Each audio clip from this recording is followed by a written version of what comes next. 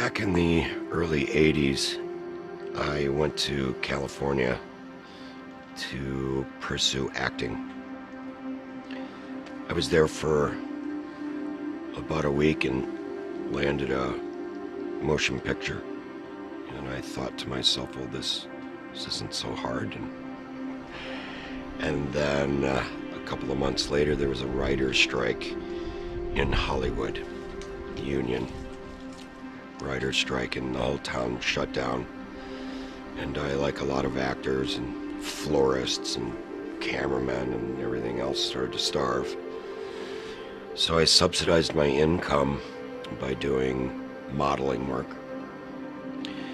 And one day a makeup artist handed me her business card and said, "You're cute, and if you ever want to do any nude work, call this number." And I remember being very gracious and said thank you, but of course I was thinking that will ruin my career, so I couldn't do that. Well, about a month after that, I was really starving. I think I had 2 cans, 1 can of little potatoes and 1 can of pork and beans. And I gave into the temptation, made the phone call, and they said, "Be here at this time." And I showed up, and I made my first adult movie. And it was surprising how easy that was. I jumped on my motorcycle and I had 4 crisp, brand new $100 bills, riding home thinking, what have I done? But at least I can eat. And I could act and do what they needed, so my phone rang. And pretty soon it started ringing a lot. The allure really was at first money.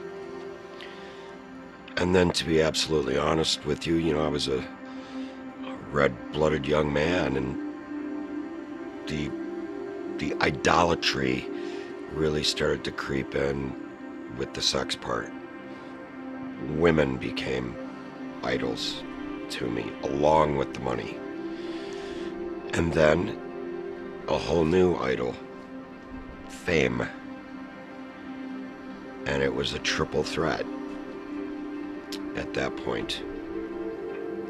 The first year I was in the business, it was just such a whirlwind of newness and influx of cash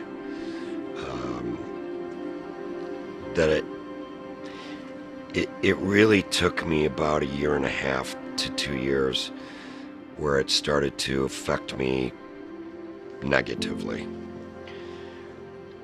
The struggles, of course, were always with me the entire time.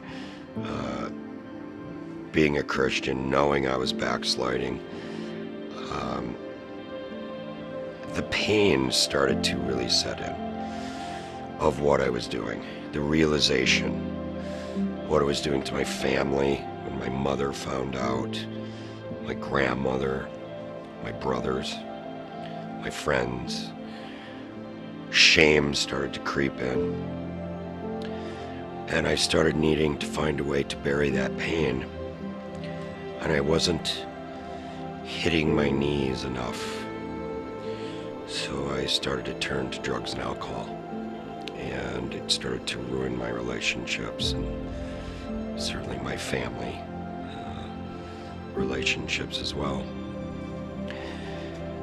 God rescued me, plucked me out of that very, very dark place. One day, we'll jump ahead 25 years because that's how long I was in the business.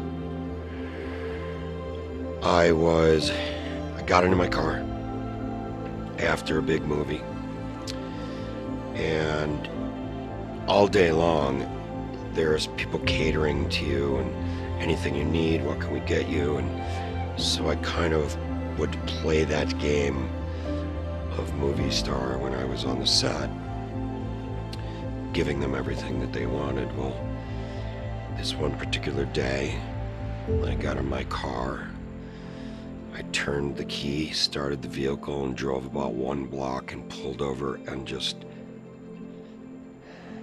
absolutely broke down and wept. Because I knew I was hurting him so terribly and hurting myself, and I cried out to him in desperation at that point and said, "I've had enough, please. Please take me back."